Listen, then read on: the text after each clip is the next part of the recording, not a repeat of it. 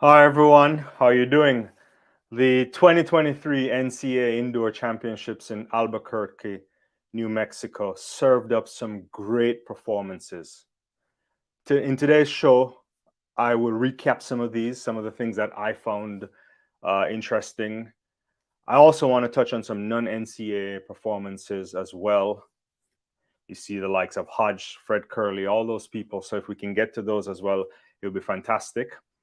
But I also want to hear from you. What are the things that you want to discuss? And what's your takeaway from the Indoor World Championships? Which performance stood out most for you? Go ahead and put that in the chat right away, and we'll discuss them online.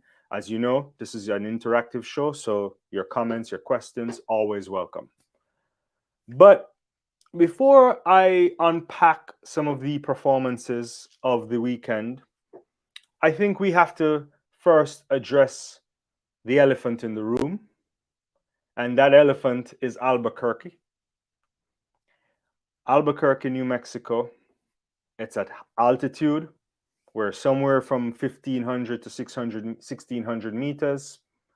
And so, in particular, the sprinters or any kind of high sprint events, those are the individuals that are going to benefit the most, right? It's high elevation. What happens there in a nutshell is that there's dense air, and that will impact the performance. And obviously, if you're in a longer distance running, then you will run into some issues there. You'll encounter some oxygen related issues when it comes to your blood. But for sprint performances, you're gonna see some explosive stuff, and no doubt about it, while there were some great performances on show, record breaking performances, record equaling, we have to put into context the idea that we are gonna get a boost or a bounce from being at altitude. It begs the question though, and I've said this before, I've had conversations with friends, I think all in the game, he and I were texting back and forth and, well, commenting back and forth on another video. And we were talking about why have major championships at high altitude, because it doesn't give a good reflection of the athletic performances. It always creates some questions and doubts and so on. Right. And so, yeah, tonight I want to thank everybody for joining me. It's all about track and field tonight. I see Imran here. Unfortunately, thanks Imran for your comment. Tonight I'm just going to be discussing track and field. I don't know who will win tomorrow. That's an interesting question. It might be a draw, but we're going to head back to track and field. And since you missed the live today, don't forget to check the live that I did today on cricket. So do that. And so I'm going to work on it. All in the game. Happy that you're here. I know you might be on the channel wondering why so much cricket. So I have that in store for you. I have the Hodge in store. I have it a little bit later, and we have to talk about that because that is ridiculous. But I'm happy that you think that's your biggest performance of the year. And so I want to first, we have acknowledged that, and we recognize there's some things there. So whatever we continue to say right now may or may have some impact on terms of what true performance is. But I want to start the evening off with an athlete from the Caribbean nation, the Caribbean island of St. Lucia, Julien Alfred. Entire season we've been talking about her. I've been talking about her with Adaejah. I've been talking about her by myself and so on. And every week we're singing this woman's praises, and it's rightly deserved. She's been fantastic, phenomenal this season. 694, new record again. 696 in the opening round. She destroys the field, looks fantastically well built, like everything is working out for her. And, in the back of my mind, I always think about it, what will happen late in the season. And I'm really hoping that she can feature well, because this is a woman that potentially could be consistently 10-7s. And so she runs this fantastic time over 60 meters. Very impressive.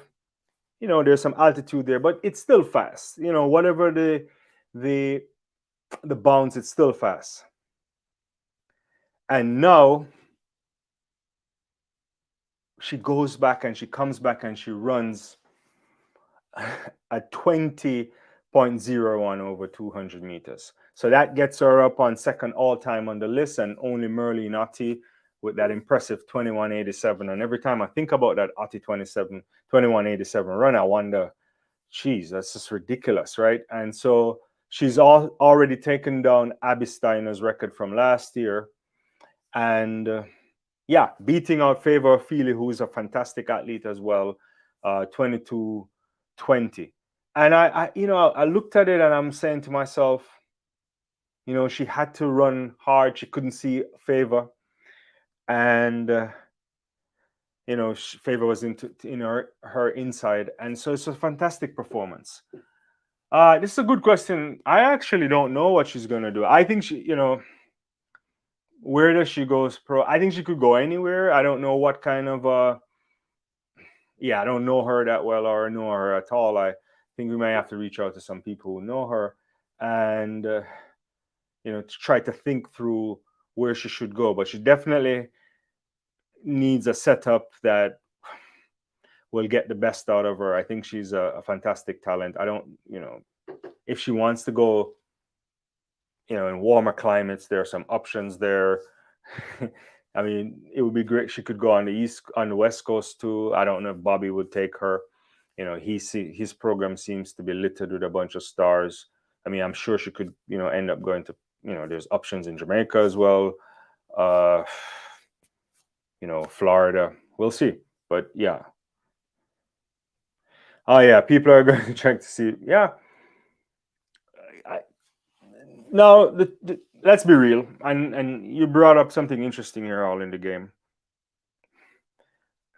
No matter what she does, unless she goes out and probably breaks some more records, I don't know if she will ever get a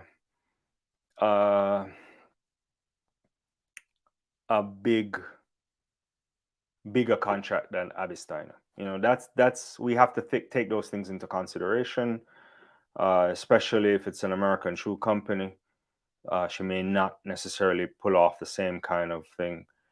There's much. We often know that sometimes in track and field and sports in general, it's also what happens beyond the track or beyond the field of play that contributes to the type of contract you may get. So I'm not quite sure. I think whatever she gets should be very good. I mean, she's going to come out with a stellar season. And look, she will go pro, I imagine. And, if she can make it far if she can find a way to be healthy and fresh, come at the World Championships in Budapest, then she doesn't have to worry about that stuff, I don't think. Yeah. I think you're right here. That's true. Yeah. So we'll see. We have to see. But, I never dig. I don't know. Do you know why he stopped the pro? Why that happened with the pros? Was it a conflict with the university? I don't remember reading about it or I can't recall. But if you know, let me know. All in the game. All right. So yeah. So for sure, we want to acknowledge the great Julien Alfred. Fantastic performances there. And so from one amazing woman to the next, it's important that we talk about Miss Wilson. I mean, this is something else right here. 49.48. I mean, the woman goes sub 50. She sets a new NCAA record and in the process becomes the second fastest woman in history. And so we look at where the evolution for the women's 400 meters indoors, and what was the record? It was set all the way back in 82. Yeah, so that was 49.59 if my memory serves me correctly. And so both her and Femke Bol has, they dip below that. There's some fantastic runs as well. I mean, I think Diggs. Look, when you look at the quality of the athletes on display, you expected something fast. I didn't think 49.48 was possible, but Again, we're at altitude. And then, you look at the Texan runner. I think she's Irish. She was in the first section, 50-45. And, there's joys and displeasures when you think about how the NCAA tournament championships is operated. You have to have these time sections. It's not always the best, and I'm sure you could probably perform much better if everybody was there. But that's a problem with small lane with small tracks anyway. But all these women, when you look at this, even Jones at 51:03, those are the fantastic times there, and I think. It's really good to see this, and Wilson is something else, and I think she's a future star, and so is the likes of Diggs and Adeleke. Right. I imagine that's the case, because it's usually like who pays for the facilities, when you can use them, and so on. And I imagine that might be the big conflict there, and so on. But we'll see. Yeah. All right, thanks everybody for joining us. Don't forget to hit the like button, and we appreciate you on the channel tonight. It's all track and field tonight. And if you missed the cricket talk, then it's available there. Let's see what All in the Game is saying. Yeah, Diggs, 6,200. Yeah. No, it is. It's a lot. There's these 800 races running all over the place, and I don't know what to make of that type of stuff, because you often think about especially at these big programs, your Arkansas, your Texas, and schools that are competing for the championship, and that's their interest, right? Like, it's not necessarily the interest of the athlete in general, and they've been running a lot of races this season as well. But we'll see. I mean, what does that mean when they go outdoor and so on? But yeah, it's fantastic. All right, so I want to move on quickly again and talk about what was another highly anticipated matchup coming into this championship weekend, and that's women's 60-meter hurdles. Women's 60-meter hurdles there. What a run! The Jamaican Ackera Nugent, Masai Russell, those are the top hurdlers in college this year, by far standout. And, for some, maybe Russell had the slight favorite coming into the championships. But Nugent in the opening round, in the prelims, breaks the record, at a 7:72. I remember correctly, in Russell's prelim, there was a bunch of stop-starts going on there, and she still clocks a 7:78. And then in the final, they both deliver, with Nugent just edging out Russell in 7:73 over 7:75. And so, this is fantastic. We'll see them hopefully outdoors. I don't know what this means outdoors, especially for Ackera, but it's going to be, fireworks later on this season, you imagine. Greetings, Ferdinand. Thank you for joining me. I know this is a track and field live, but congratulations on the test victory there. I had a live today on it. Unfortunately, I missed you on that one, but we can talk about that another time. But yeah, we already talked about your girl Julien Alfred at the top of the program. But yeah, good to see you. Hopefully, you're well in South Africa. All right. So yeah, fantastic performance by Ackera Nugent and Masai Russell. I think those are standout athletes there, and there will be ones to watch for the future. Yeah, I agree. Ali Armstrong, fantastic as well, and yeah, we'll see. I don't know what's going to happen, but I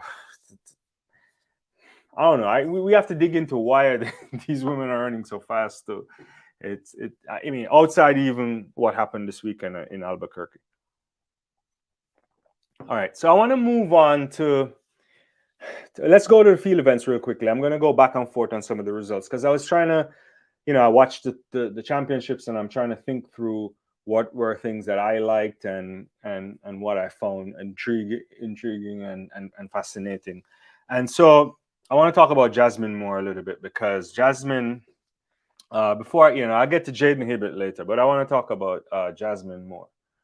I thought I thought Jasmine was a different class yesterday. Yeah, right. Something special. I like that all in the game. Different class. NCAA record, world lead 703 meters in the long jump. What were you going to talk about, right? There's, and it was fantastic. I mean, like, you think 688 from Smith as well, 688 from Bryant. All of those women were I agree. Yeah, that's a good point. Should have been a Bowman finalist. I mean, if she doesn't make it this year, I don't know what's going to happen. But they may burn something down. Look at those jumps, high quality jumps. But to go over to get a 703 is different class going on right there. And so, you see that and you get really excited. You're like, fantastic. But then, she decides that she's not over and she's not done. And she comes back and she gives us a 15-12 in the women's triple jump. If that doesn't get your juices excited, if you're a track and field fan, I don't know what will. Whatever we want to say about altitude or anything, this is it. Like maybe it's a 14.9 or whatever. I don't know. I don't even know how to work out the altitude stuff. I haven't looked at it in a while. And so 15-12, 14.88 by Taylor, another 14.29. Those are some impressive jumps right there. And so it begs the question, can she go out there and challenge Yulimar this summer? Might be hard. Can she put pressure on her Ricketts? So the question is, will she be in the kind of shape to do big jumping later on? But we'll have to see. But I am, yeah. I agree with you here. Long jump and triple jump was world class compared to the European Championships. Yeah, a lot of less than great, jumping last week at the European Championships for sure, and so on. Yeah. Hi everyone. If you're joining us, don't forget to hit the like button. Yeah, it's unusual kind of 60-meter hurdles, long jump, triple. So that when you see that kind of stuff and you say it's unusual, I see somebody, trying to rack up points for their institution, right? And that's I don't know if that works well for the athlete long term, but but we know coaches are in the business of competing, especially at this level, and the pressure is on, and track and field programs they're not revenue generating programs, and so you have to basically showcase the medals and the championships and so on, because the performance there is it really matters at the collegiate level. And so yeah, fantastic. Moore, I think we will see a lot more from her, for a lack of a better word. I want to stick with the field, but I want to bring up Kyle Garland a little bit before I get to Jaydon HIBBERT and so on. Because this man,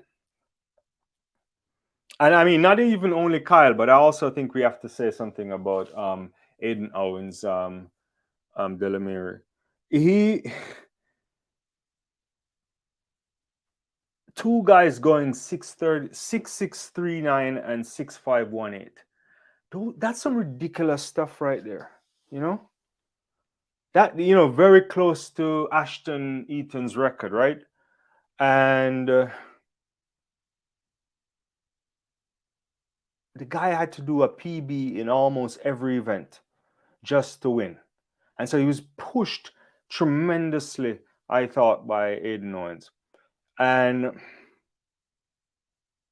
when I look at this, I'm saying to myself, we don't see this, and I know sometimes it's hard to measure these things and what that might mean when you go out on to the 10 events, but this dude is different class. These two individuals right here, different class.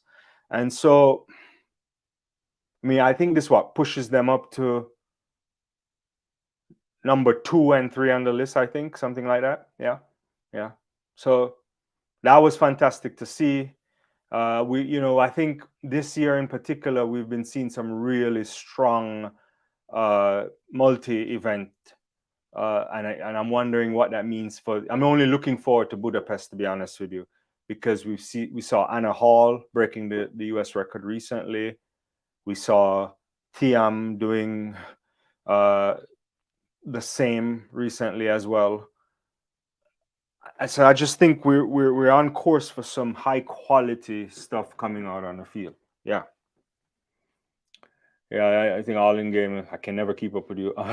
High school, our school, Texas. Yeah. It's just so that's the thing, I think they push them, and it's not only so many athletes you can bring because you have to qualify for these things, and yeah.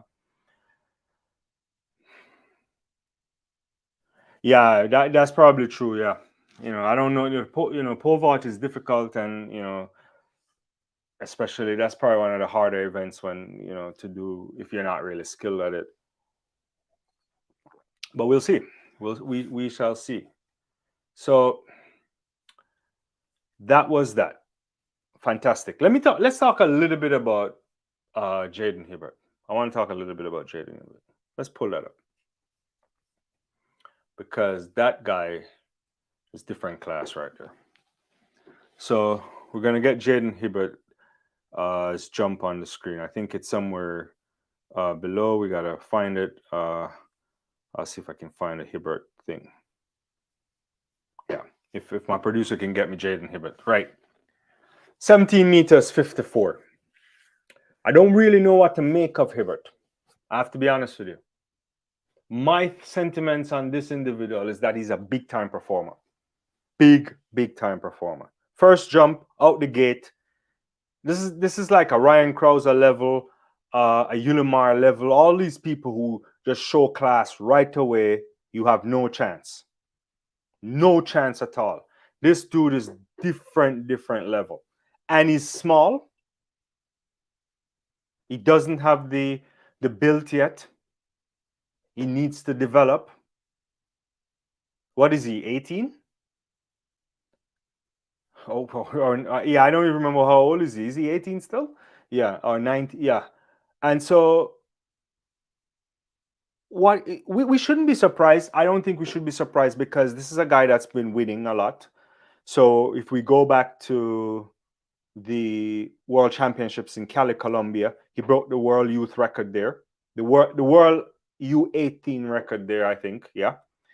And I think that was a 17. I can't remember off the top of my head. I think it was 1727, if I'm not mistaken. And that was in the process of defending his already U20 title from the year before. That was in Nairobi, Kenya. And so this is an 18-year-old guy that still has to fill out. So I'm wondering, when they look at him there, and the jumps program there is just amazing at Arkansas.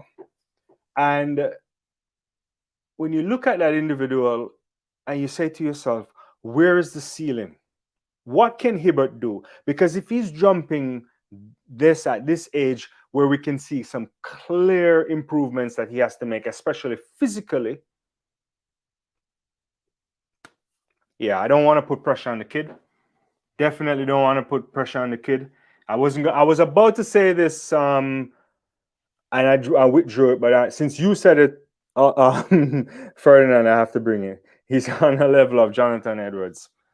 Yeah, that's where I want to go with it. But I always think we have to be measured. I mean, obviously he has good people around him right now, and he's a very focused individual, a very focused. Same all in the game. All of us putting pressure on it. I've seen interviews with him. And to think about this. So this is a kid coming from Kingston. He went to KC. He was fantastic there, and he is a first-year student. He's not even in the States a whole academic year yet, so he has to transition to life in Arkansas, which I can only imagine is not necessarily the easiest thing to do. New environment, new everything, and it's as if it doesn't matter. Sensible head on his body. If you see some of the interviews with him, even before he's doing the college round interviews, but interviews where they kind of dig into his how he is as an individual. Yeah, I think this is a good good way of describing his persona. He's definitely a humble individual, and I think he's jumping because he likes it. It's for fun. It's one of those individuals where I don't know if he really recognizes how talented he is. I'm not quite sure he does yet. I mean, at this stage, it must be coming on, but it's not like a kid, I don't think, grew up one day waking up saying, I want to be the greatest ever, right? He started to jump and he realized he was good at it, and they pushed him in that direction. But I don't know if he understands what he's working with here. But I hope he does. I hope they don't burn him out. Because as we know, the difficulty with things like the jumps and so on is it's tough on the joints. And, when it's tough on the joints, you can suffer some significant injury. And we hope that doesn't happen. And so I think, kudos to Hibbert, and long may continue. And let's see. I mean, at his rate, I wouldn't put it past him, getting on that medal podium in Budapest. I mean, that's a lot of pressure to put on a young man, and I shouldn't have said that. But I think he is one for the future for sure. It is all nigga. Said he was doing sprints like everyone else, but saw people. Yeah, I remember this interview. There was like a good 20. I don't know who did it. I'm not quite sure if it was Leighton Levy who did it or somebody else who did the interview. But he had a good interview with someone out of a Jamaican outfit, I think, and it was really pleasing to see how his development, his temperament is really good, and I think he's a cerebral jumper as well, and let's hope it continues. So shout out to that guy. I really like it. Yeah. I want to touch on something real quickly. I want to go back quickly onto the track, and let's talk. Yeah, right. Thanks. Yeah, Sportsmax. Yeah, I think it was something out of one of those guys were interviewing him. Yeah. And I want to talk briefly about Terrence Jones. So the men's 60 meters was also a fantastic event, I thought. It didn't live up to the rivalry that we were going to expect between Terrence Jones and Favor Ashe. But Ashe injured himself in the prelim, it seemed. Not quite sure. It seems like it was a hamstring or something of that sort. And I think Leroy Burrell rightly pulled him out of the 60 meters. Something a professional athlete probably should have done last week at the European Championships. And we'll get to that again if we want to talk about it. But back to Terrence Jones. I think Jones, he looks solid, the Bahamian. I like him a lot. The structure of his build is good. There's a lot of things he has to work on, I think. But I don't know what this means for him going outdoors. But when you look at him and you say to yourself, this is a kid that should when he reaches full potential, should be hovering around your 9.8s, and come on out of the game. You know it. And I think I have a clip, and I think I told my producer that he should cut a part of that clip from that live last week, because I thought, just to go side note and not talk about Terrence a little bit, why was Jacobs going out to run against sha'carri in the 60-meter finals of a European Championship when he's clearly carrying an injury? You got to save yourself, because we needed to be running against the likes of Fred Kerley and whoever makes the U.S. team, your Oblique Seville's, all these guys, and your Trayvon Bromell, so on. Don't 60 meters at the European Championships? I don't get it, But I would like them to talk to me about it, So I don't want to say anything too bad about them. I still like it. All right. So yeah, Terrence Jones, fantastic. No Favor Ashe, and hopefully his the injury is not long term, and he'll be able to come back. But it was a comfortable victory for Jones, and I think the Bahamas, they have another one. Bahamas are so fantastic. And speaking of the Bahamas, yeah. All right, Big Sleevey, you're laughing at me right here. It's true. If you know your track, you shouldn't have been running that. And I think you know your track. Thanks for joining us on live, and Appreciate everybody here. Don't forget to put your comments, questions, and anything you want to talk about in the world of track and field tonight, because that's what I'm on tonight. And so, yeah, I think that is it. I'm trying to remember what else.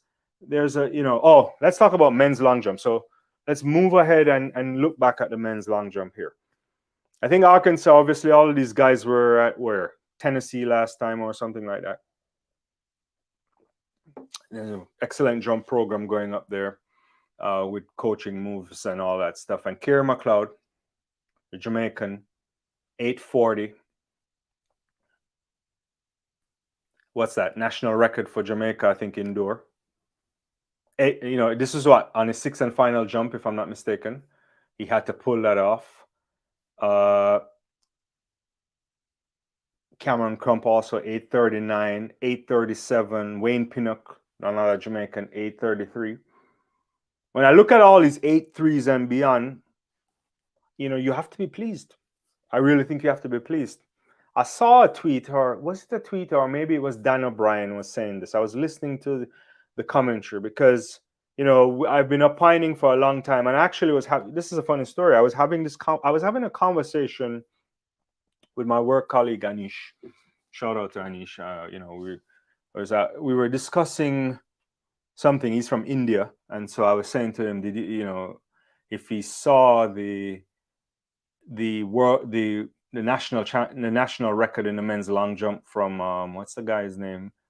Aldrin, Just Swing or something like that. I have to look it up again if my producer can put up the name, because I always butcher names.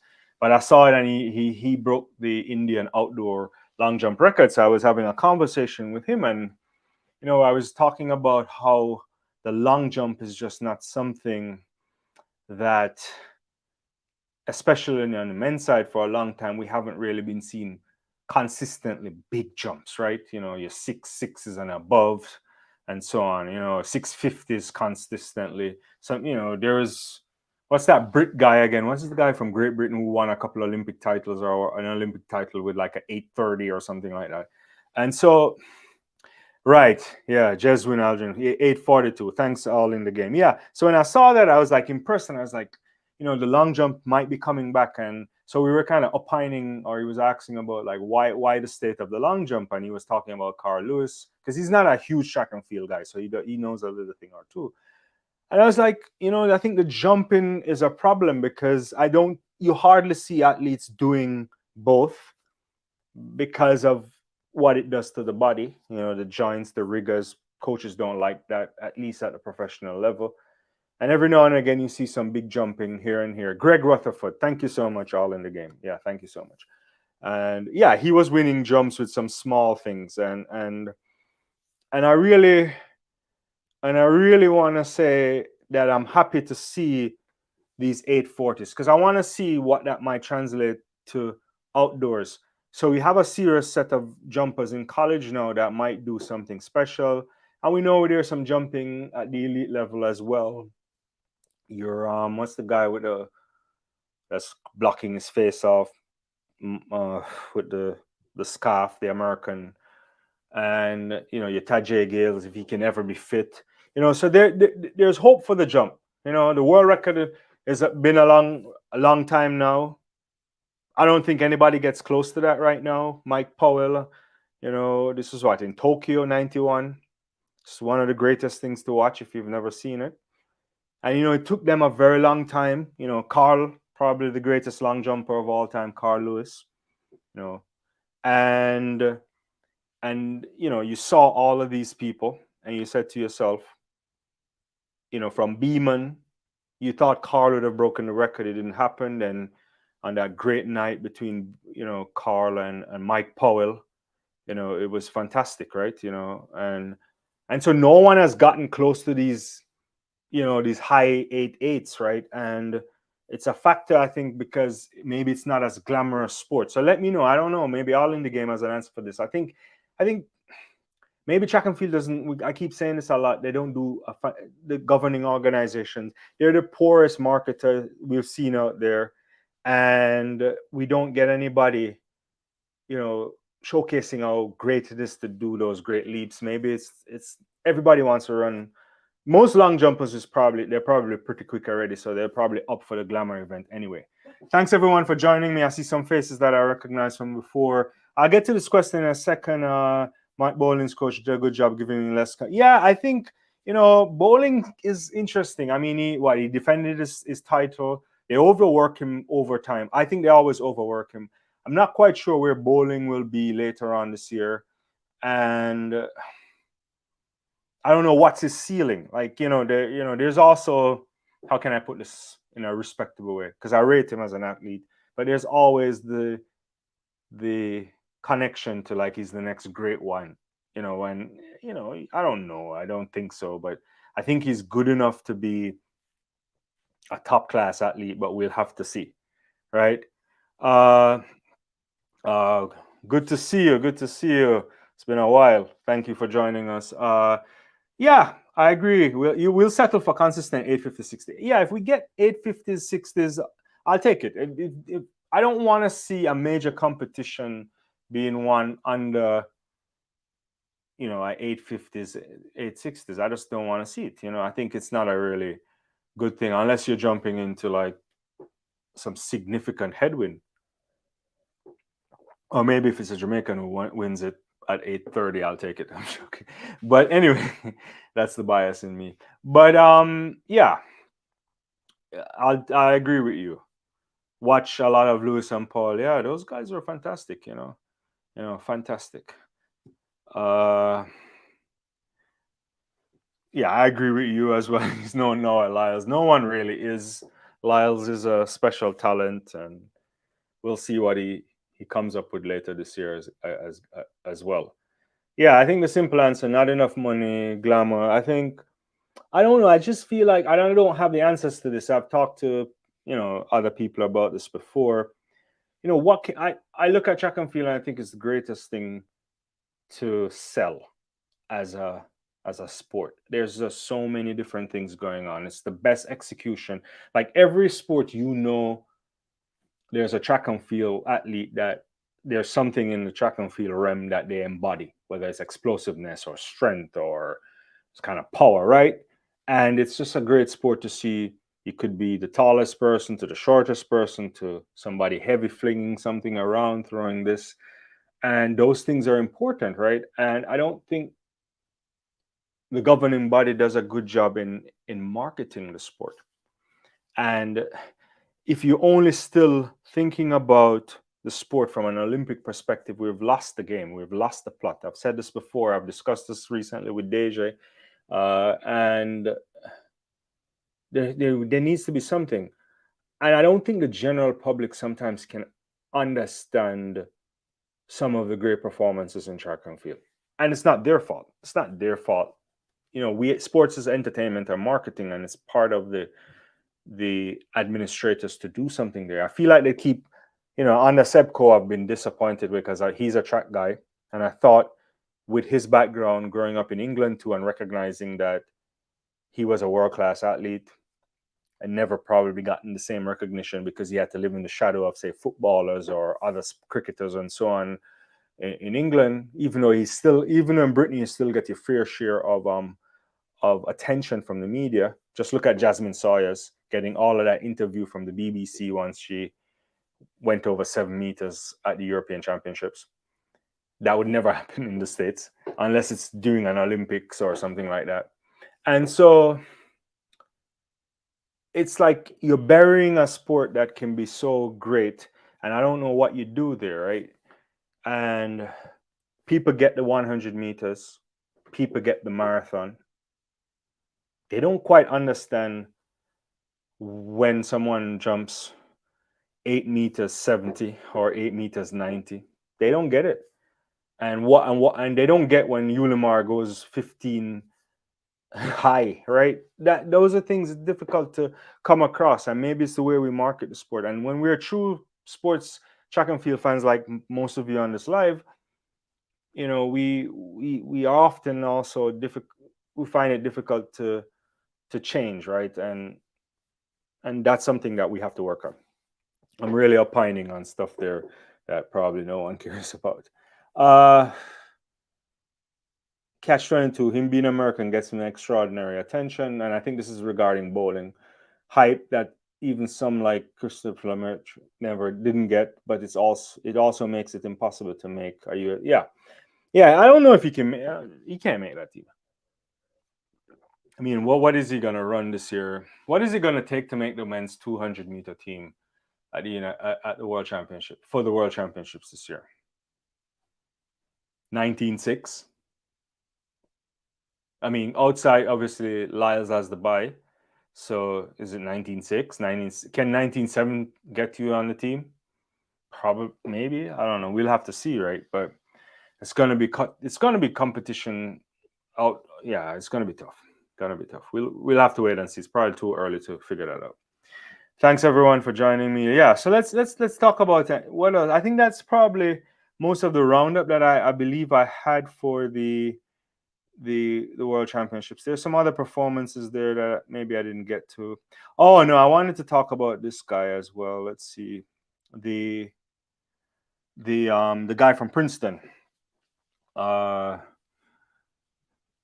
He broke the record. It's 6 meters. He just came back over from, this is the men's pole vault. I don't even remember how to pronounce this guy's name. Is it Guttormorsen or something like that? He came back from the European Championships. 6 meters is very impressive. That equals the championship record and so on. And that was a good thing to see. And he looks like he's into the sport. And there's some good jumping there. Even the 5.9 was fantastic to see as well. So I wanted to highlight that too. I thought that those were some things that really came up on my mind that that I like. We spoke about Jones and Mcloud. Lamar distant to, I think she's ending her college season undefeated indoor, if I'm not mistaken. I'll have to check that, but she was good at 1.91 meters. I'd love to see her go 2 meters and more outdoors consistently. Last year she clearly had heavy legs at the end because it was a long college season, and I'm afraid this might be the same. This is an interesting point you're making here. All in the game, Mondo needs. We need more 6 meter guys outside of Mondo. Oh, for sure, we need that. We need at least 5-6 guys who can go 6'5", and better, 6'10". No one is competing against Mondo. I think he's by far the best we've ever seen. And yeah, if you do 6 meters, you're probably going to be on the podium. I think Mondo warms up at 6 meters nowadays. And, the question is, will he go again and break the world record by 1 cm, which I know it doesn't please you all in the game. But as I think Ferdinand said last week or so, he's going to go 1 cm and milk that money all the way until he can't go any higher. And so, yeah. So I thought those were some great stuff happening out there at the World Championships, the College Indoor Championships, the NCAA Indoor Championships. And, I like what I saw there. Oh, there's one other guy that we didn't talk about. Yeah, there's the bowling. We talked briefly about Matt Bowling. I thought he was he was really good, to win the thing, but he looked a little bit rugged as well. There's also Elijah Goodwin to 44.75. That was fantastic to see in his section, and Ryan Willie in his section did a sub 45 as well. So 2 men doing under 45 seconds there, and so that was pretty good. Goodwin, I don't really know. I think I like him. Is it me? But he looks a little bit too muscular for my liking. Maybe he needs to lean down some more. But yeah, I think he's an excellent athlete, and I don't know. He looks a little bit heavy for my liking if he's gonna venture closer to 43 seconds or so. I don't know if that's anywhere close to him. Yeah.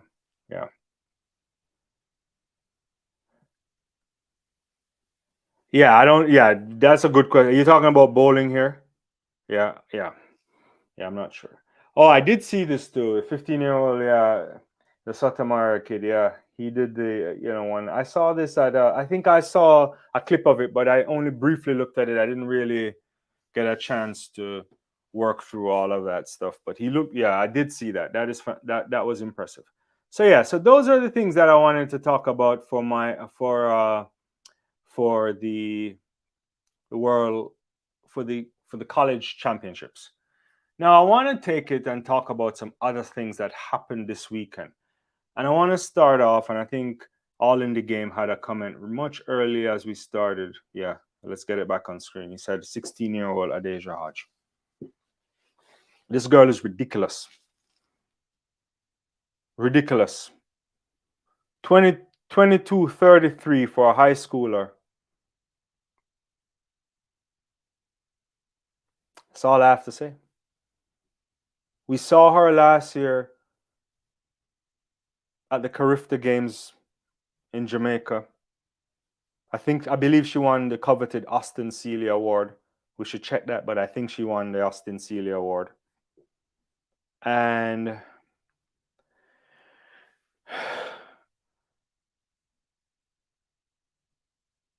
she comes and she runs this, what was it, like 22.77 in the prelim, and shout out to Bershawn Jackson's daughter. What's her name? Shantae, or I think it's Shanti or Shantae. And she was also fantastic running under 23 seconds. But Hodge comes back and she's just ridiculous. Ridiculous. 7th all time. Yeah, that's true. 7th all time on the list. Real deal. I remember Leighton Levy had mentioned, I was talking to him last year after Hodge, because he had a good sit down with the coach, and he knows the coach there in the BVI and the kind of setup that they were doing in terms of bringing through some new talent. And he was like, she's the real deal. Real deal. I don't know what to say. I don't know. We shouldn't put anything on her. I mean, when you look at her, she doesn't look like your typical 16-year-old. She looks really built and everything, like, like she's training hard and everything. But we'll see. I mean, she's something else. Something else. I mean, when I watched that race like 3-4 times already, and I just wonder, is the clock wrong? Like, who runs 22:33 at 16? A few years ago, that probably would have been the collegiate record, right? Well, or something like that, or if not the record, I mean, that would be winning national titles. This is out there. Yeah. No, I agree with you. I see you guys talking about the lane draw stuff. I don't really understand what's going on with the lane draw as well. Yeah. Actually, I didn't bring this up, but did any of you got a good look at the, what's his name, the Jamaican kid, Navaska Anderson, his disqualification in the 800? Tactically, I thought he went out too hard in the first round. I don't know what he was doing in the first 400.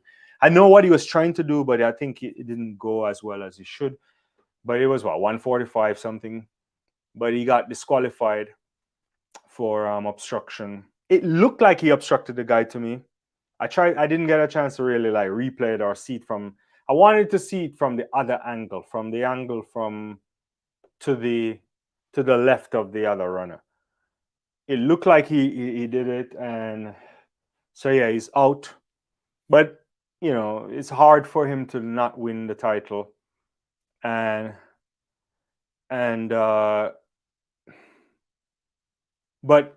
if he takes any consolation from it, then I think he will realize that he is in good shape, and he can go out and probably try to get to a 144 lowish consistently. I don't think he's in that kind of shape, but we'll see.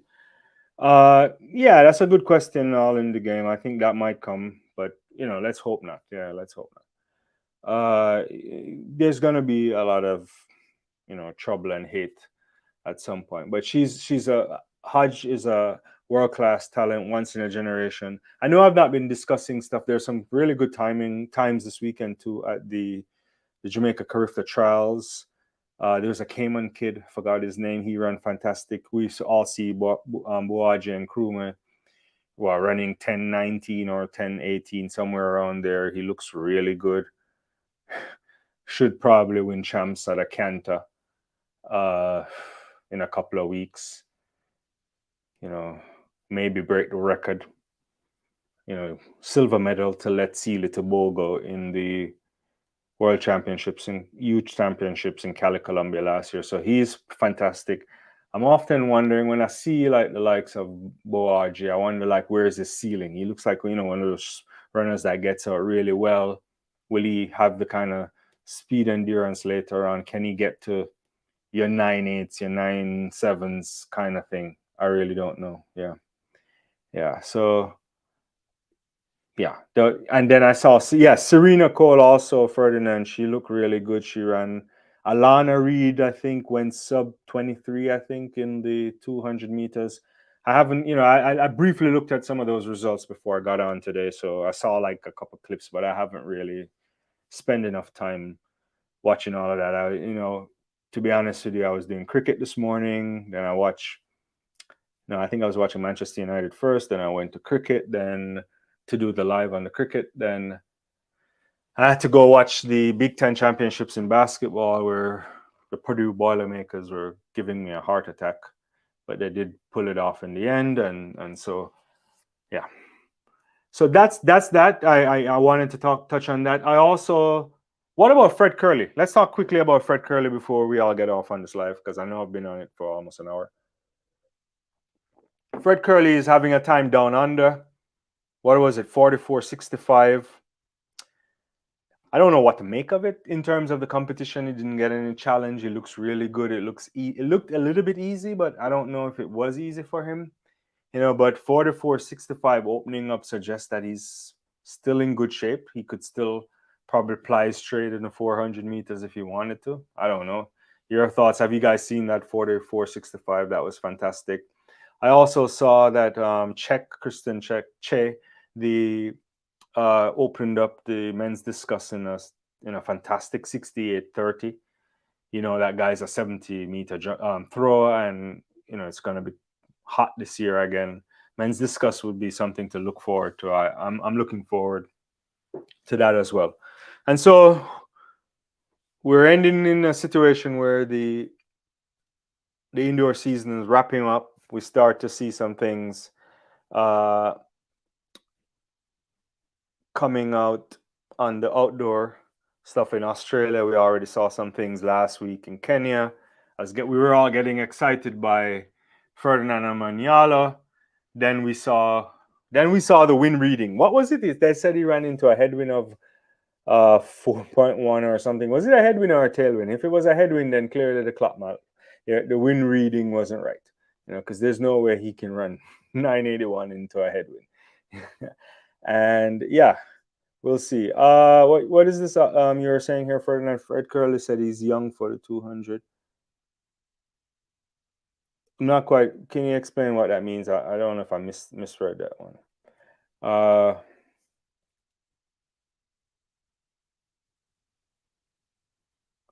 What?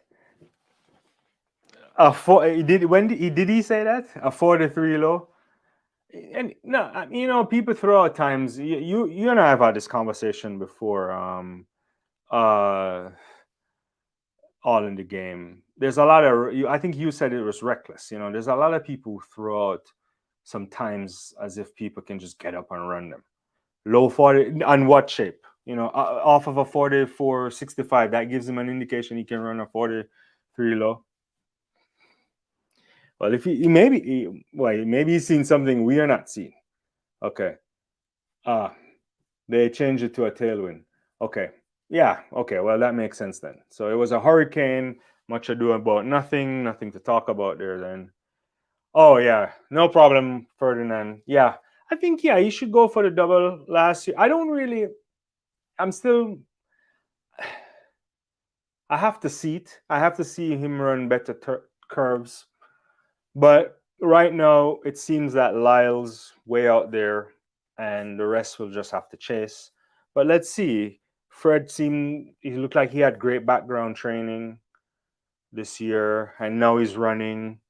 He looks pretty decent so far, and it's gonna be hot. I think a lot of people going for the 100 meters, the 200 meters would be equally competitive. I think so. We'll have to see. So yeah, there is that's probably some of the big news that I saw this week on track and field that I wanted to talk about. We can talk a lot more another time. I also saw that the British high jump coach got a 3-year suspension, and if you guys have been following that, we'll see. What's his name? Ken. He got suspended for having abusive training and so on, and yeah, so he's out of British athletics for a while. Some of that stuff came up. Yeah, what is this? He can't run the curve to challenge those guys. I agree with that. And yeah, we'll see. I mean, it's fantastic that he even went down and he ran, what was it, 9.7 or whatever it was. But we'll see. I think I'm excited about the 100 meters this year. I particularly want to see what Oblique Seville will do. Obviously, I want to see Bromell, Coleman, all those guys that are always there. But I want to, I'm really intrigued about, is this the year where Mills actually gets Oblique to do things that he wants him to do? Because I remember last year, which could also be pie in the sky too, but Coach Mills was saying Oblique, he could see him getting to 9.6. And that's when he said that, I was like, well, that sounds a little bit reckless too, but we'll see. Like, he's a special talent. I'm happy to see that there's him and Akeem Blake and a new set of a crop of runners may come up and in the not too distant future. And this, I guess, might be the last hurrah for Johan Blake. I'm not, we'll see what happens there. But yeah. All right. Well, I appreciate everybody. This has been, once again, a good time to talk a little bit of track and field. It's hotting up. It's only going to get better from here. And, let's hope that the athletes, they stay healthy. And we'll see. Well, before I end, what's this all in the game? Will all 4 of the U.S. 100 Well, I don't know. That's a good question. It depends, right? I guess it's kind of early. The 100 is still open for me. Like, I don't really know, like, who makes the team. You got Coleman, you got Bromell. I don't know. I mean, I think U.S. championships will be tough. I don't know what the college guys will do. They'll probably be tired by that time. Can they sweep again? I think they can sweep the 200. Well, I guess I have to wait. I mean, I don't want to make those predictions. What does DeGrasse do? Like, does he come back? Will the Olympic champion Jacobs come back fit and challenge? Because he's a competitive guy too. In my heart, I have hopes that the likes of Oblique Seville can sneak his way on the podium. I had him going on the podium last year, but it didn't happen. Just outside of the medals. So I don't know if the U.S. guys can sweep. I mean, they're probably going to be coming to do something special. They should win the relay if they can get the baton around, but we know how that works. But 400, I don't know, right? Like, I think, what is Norman doing? Like, is he gonna run? Is he playing around with us saying he wants to challenge in the 100 meters, or is he gonna run the 400 meters? We have to wait and see there. So yeah, when is the first Diamond League? It's on the 5th of May, I think. Not that that's the marker, but we'll start to see athletes running meets here and there. But I think the first Diamond League is in May. So, and then I don't know, like, there's people might wait longer to open up because it's such a long season. The World Championships is what? Late August?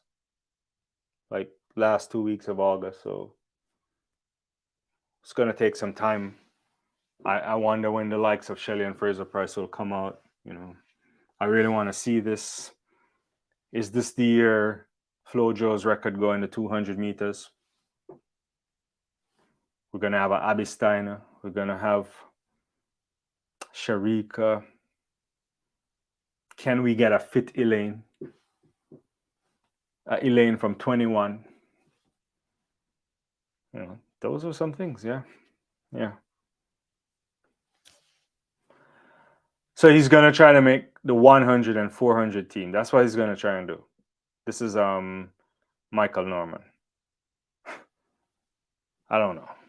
We'll see. I mean, it's certainly easy to play around with because he has the 400 bye. So, it does make a difference. Does Lyles try to double? I think he can make the team, we'll see. The 100 meters for the men US trials will be the most exciting probably. So, yeah.